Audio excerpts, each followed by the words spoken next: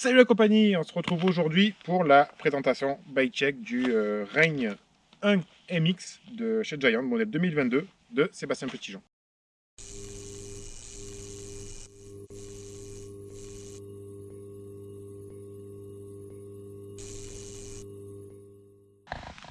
Salut. Voilà, vous avez été plusieurs à me demander un bike check de ce vélo. Alors, qu'est-ce que c'est? Un gros enduro. C'est vraiment le vélo pour taper dans le D-. 170 devant, 160 derrière. Frein 203 avant-arrière Shimano Dior XT. Pas de bêtises, Dior XT. Transmission également Dior XT 12 vitesses. Fox 38 à l'avant. Fox DPX2 à l'arrière. Gros amorto pour bien encaisser. L'amortissement Flip Chip. Ouais. Flip Chip de chez Maestro. Made in Giant. Évolution au niveau du moteur, ils l'ont réduit. Ils ont réussi à réduire le moteur tout en augmentant le couple.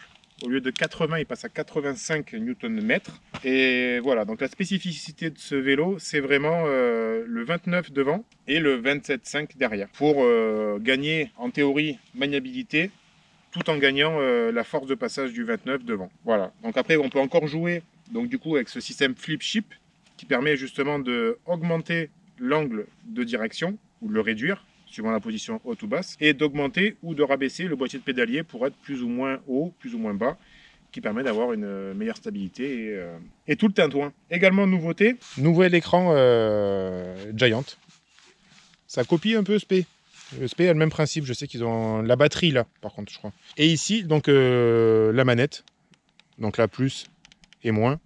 Le bouton du milieu, si on veut remettre en Smart Assist, on appuie 2 fois, ça remet en mode auto. Voilà, donc le fonctionnement du moteur est toujours le même, 5 modes, plus le mode automatique. Mais du coup, ils ont vraiment miniaturisé au niveau de la console de commande par rapport au Trans que j'ai moi, par exemple, où il y a vraiment toutes les infos sur la console.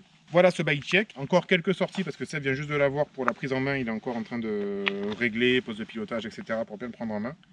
Et puis comme ça, après, on essaiera de vous faire un retour, après quand même un essai pour bien l'avoir pris en main, quoi. Quelques points de détail. En théorie, c'est équipé en Maxxis.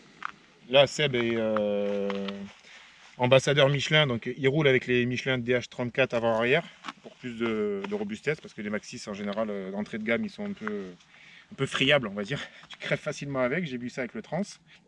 Toujours les AVS. De Seb, ça franchement je les avais plus sur le Trans, je les ai récupérés il n'y a pas longtemps et tu revis quand tu les as. Et il a aussi un boîtier donc, qui est spécifique à chaque vélo de la marque Amigos. Donc ils font c'est des moules, c'est moulé dans un plastique spécial, hein. Ouais. Alors ça, il y a plus d'infos, allez voir sur le site Amigos, ils vous font des infos. C'est pour musculaire et pour VAE, ils vous font vraiment un bloc carter, quoi. Un bloc carter pour protéger votre moteur ou votre cadre, hein. Si vous êtes en musculaire, ça marche aussi. Parce que tu l'as sur le Reign, je crois. Sur tous mes vélos, j'ai ça, sur ouais. Tous tes vélos. Ouais. Donc ça marche aussi bien sur musculaire que sur... et voilà, au moins ça te protège bien ton vélo. Tu n'as plus peur d'aller au contact du rocher, quoi. Ils font aussi les protections d'en base. Ah d'accord. Voilà. Et là, il est en train de travailler aussi sur les garde-boue. Garde-boue aussi? Ouais. Et ben voilà, il diversifie le... Ah c'est bien, au moins ça permet d'avoir une gamme plus détendue. Voilà ce bike check. Si vous avez des questions, des interrogations, quoi que ce soit sur le vélo, n'hésitez pas en commentaire. On passera par Seb, j'essaierai de demander s'il y a des infos que je ne peux pas vous donner. Et puis voilà. Bonne semaine à tous. Tchuss. Tu veux que je mette comme ça?